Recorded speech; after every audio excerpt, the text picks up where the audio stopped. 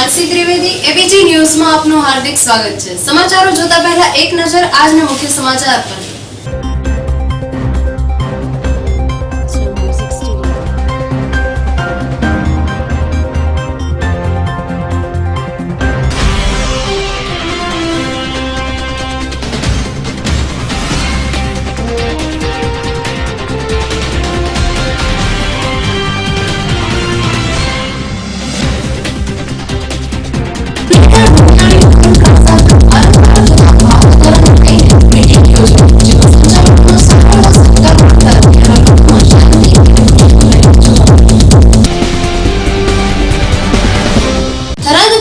Period પર મુકાયેલા એએસપીએ traffic અને પોલીસની મદદ માટે પોતાના કોટિંગ વાળા પોસ્ટરો લગાવી લોકોને કડક કાર્યવાહી માટે આપી સુવિધા।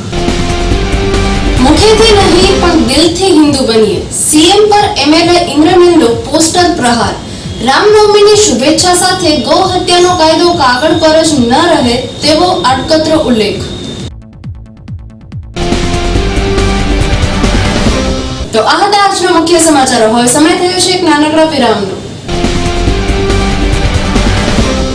जीत हो या T20 का जोश, न्यू ईयर पार्टी हो या बर्थडे बैश, गणपति का आगमन हो या नवरात्रों का शुभारंभ, दिवाली की रोशनी हो या होली के रंग, जिंदगी की हर खुशियों में स्वाद का संग। पेश है आईओ प्लस नमक, जिंदगी का स्वाद बढ़ाए। વિરામ બાદ ફરી આપનું સ્વાગત છે। તો હવે સમાચારો જોઈએ વિગતવાર। ઉપલેટા ડુંગરાણી ટોલ પ્લાઝા પર વારંવાર થતા ભાવ વધારાને લઈને મીટિંગ યોજાઈ, જેમાં સંચાલકોનો સારો એવો સહકાર મળતા ત્યાંના લોકોમાં શાંતિ અને ખુશીની લહેર જોવા મળી।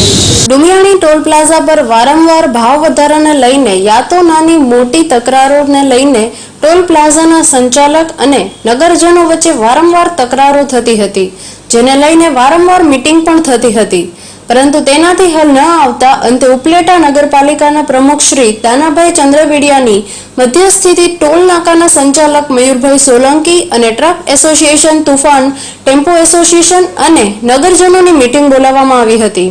ટોલ નાકાના સંચાલક મયુરભાઈએ પણ સારો એવો સહકાર દાખવી અને દરેક એસોસિએશન તથા નગરજનોના પ્રશ્નો સાંભળી અને એ લોકોની માંગણી મુજબ સહકાર આપેલ છે।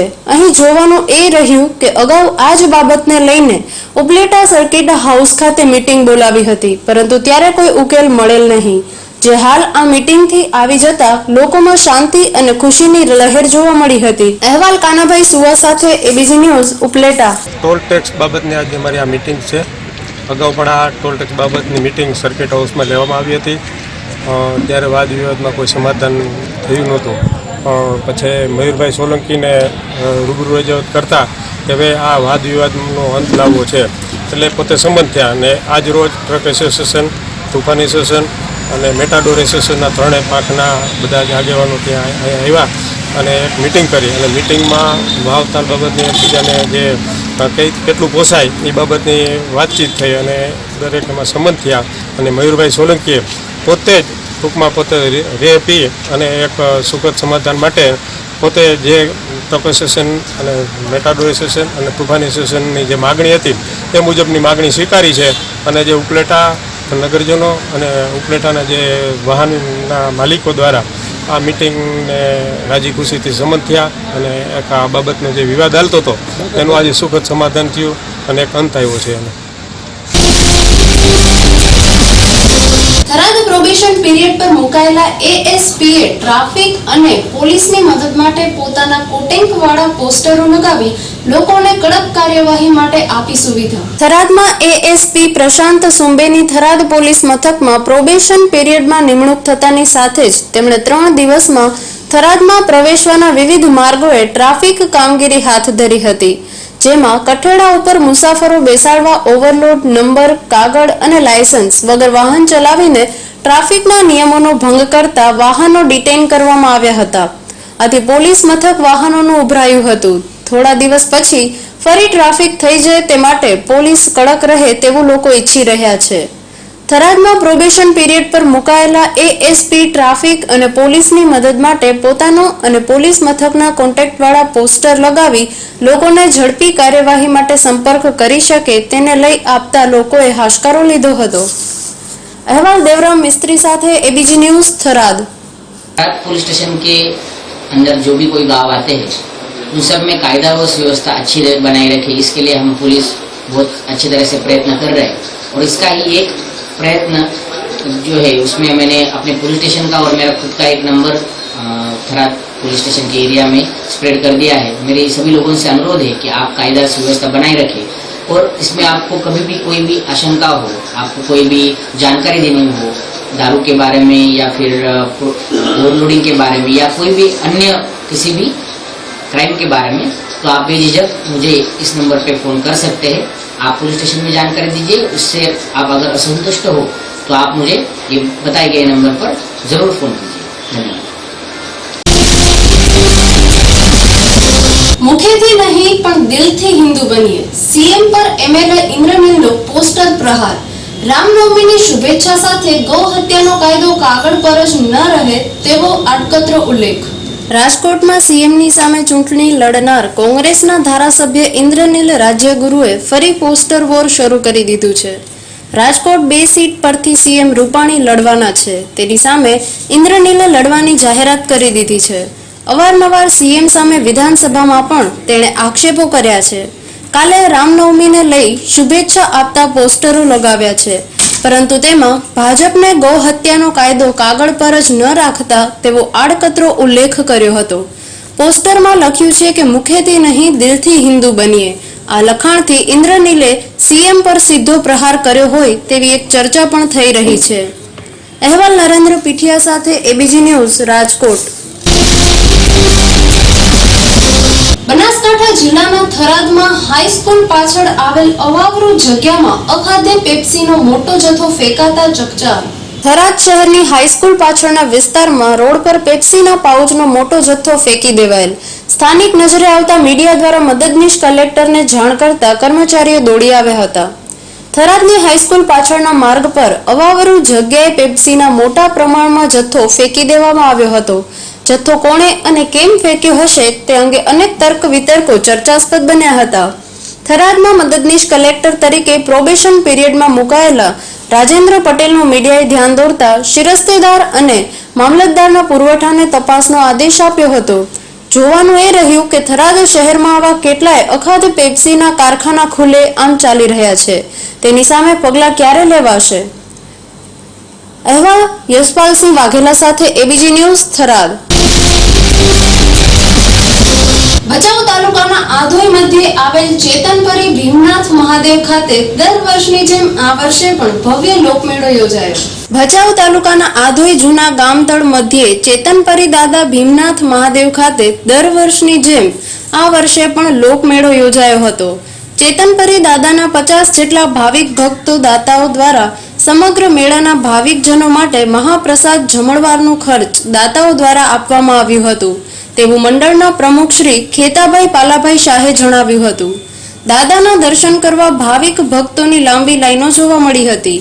મેળામાં લોકોને આકર્ષે તેવા હોશિયારી, રમકડા, કટલેરી, આઈસ્ક્રીમ, ઠંડા પીણાની લારીઓ પણ જોવા મળી હતી.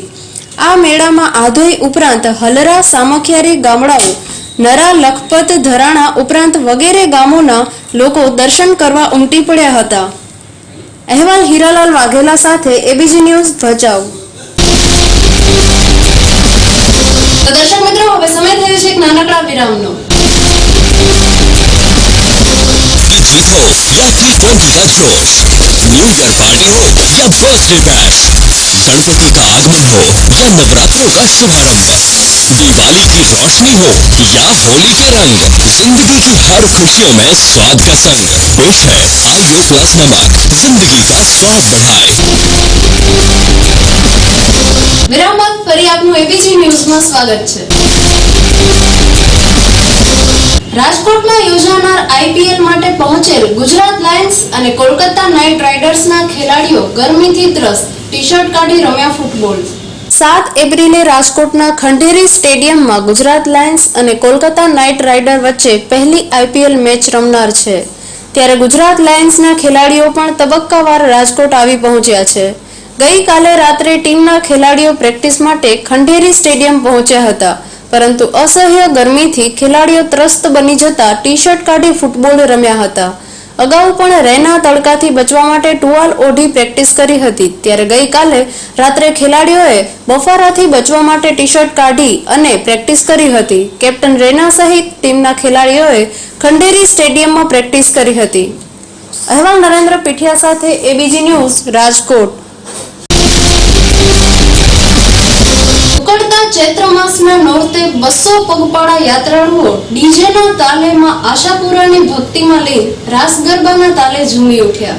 ઉકળતા ઉનાળામાં ચૈત્ર માસ સૂકા નોરતામાં માંડવીથી ડીજેના તાલ પર 200 પગપાળાનો સંઘમાં આશાપુરાના રથ સાથે માંડવીથી માતાના મઢ પગે રાસ ગરબા સાથે માં આશાપુરાની ભક્તિમાં લીન અને સમગ્ર કચ્છને ગુજરાતના ગામો ગામથી માના નવલા સૂકા નોરતામાં પગપાળાઓ પ્રાઇવેટ વાહનથી ગામો ગામથી માના દર્શન અને પોતાની મનોકામના પૂર્ણ થતા બાધા માનતા ઉતારવા માના ચરણોમાં શીશ ઝુકાવે છે.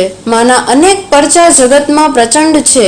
માની મહાઆરતીને 56 ભોગથી માના ભક્તો શ્રદ્ધાળુઓ દર્શન કરી પોતાના જીવનને ધન્યપાત્ર ગણે છે. અહેવાલ જયંત વાઘેલા સાથે એબીજી ન્યૂઝ, માતાના મઢ.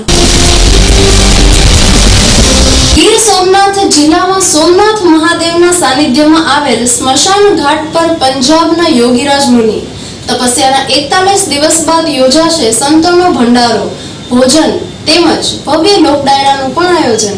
વિશ્વભરના માનવ કલ્યાણ તેમજ દરેક જીવ સૃષ્ટિના કલ્યાણ માટે હર હંમેશા સંતો મહંતો ચિંતિત રહેતા હોય છે અને આ માટે જ પંજાબના સંગનવાલા અખાડા ઉદાસીન આશ્રમના મહંત યોગીરાજ દિનેશ મુનિ મહાશિવરાત્રી બાદ છેલ્લા 41 દિવસથી વેરાવળના સ્મશાન ઘાટ પર ધૂણો બનાવી તપસ્યા કરી રહેલ છે અને તેમને 41 દિવસ પૂર્ણ થતા સાધુ સંતોનો ભંડારો તેમજ ભાવિ ભક્તો માટે પણ ભોજન પ્રસાદનું ભવ્ય આયોજન કરવામાં આવેલ છે. તેમજ રાત્રિના લોક સાહિત્યકાર ફરીદા મીર તેમજ નામાંકિત કલાકારોનો ભવ્ય લોક ડાયરાનું આયોજન પણ કરવામાં આવેલ છે. યોગીરાજ અખાડાના સાધુ હોય તેમના દર્શનાર્થે રાજકીય, સામાજિક અને વેરાવળના લોકો દર્શન કરી ધન્યતા અનુભવી રહ્યા છે.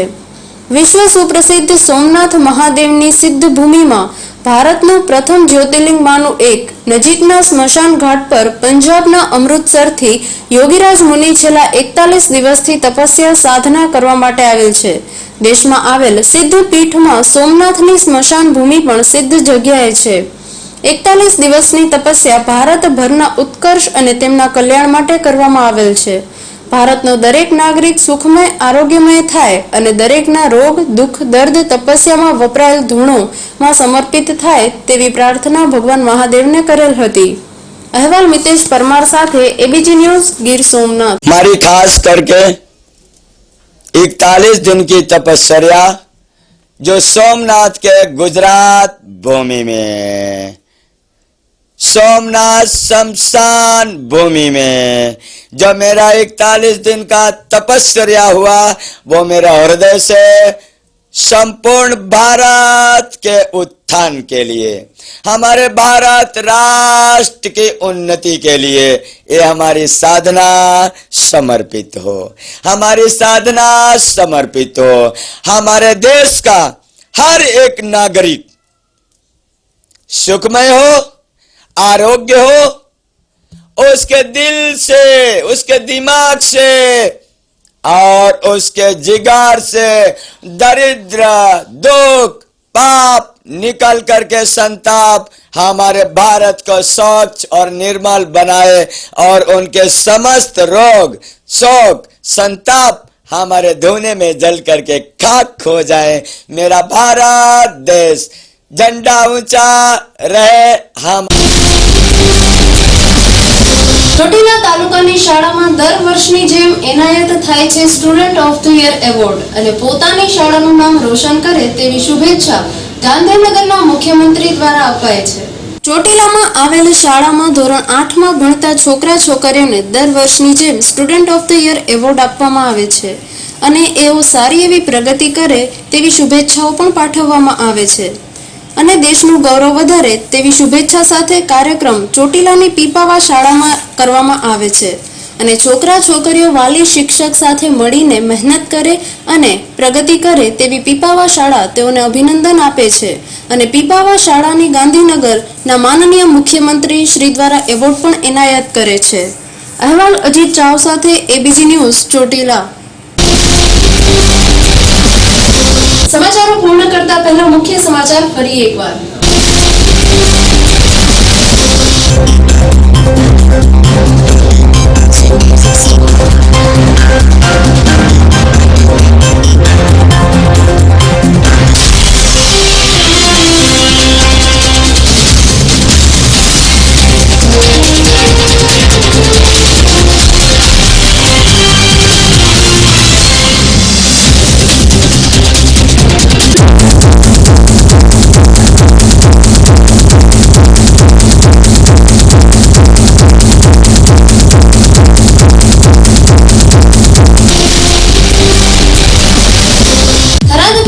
પીરિયડ પર મુકાયેલા એએસપીએ ટ્રાફિક અને પોલીસની મદદ માટે પોતાના કોટેન્ક વાળા પોસ્ટરો લગાવી લોકોને કડક કાર્યવાહી માટે આપી સુવિધા. દિલથી હિન્દુ બનીએ, સીએમ પર એમએલએ ઇન્દ્રનીલનો પોસ્ટર પ્રહાર. રામનવમીની શુભેચ્છા સાથે ગૌ હત્યાનો કાયદો કાગળ પર જ ન રહે તેવો આડકતરો ઉલ્લેખ. તો આ હતા આજના સમાચારો. આવતીકાલે ફરી મળીશું આ જ સમયે આ જ ચેનલ પર. ત્યાં સુધી જોવાનું ચૂકશો નહીં એબીજી ન્યૂઝ. નમસ્કાર.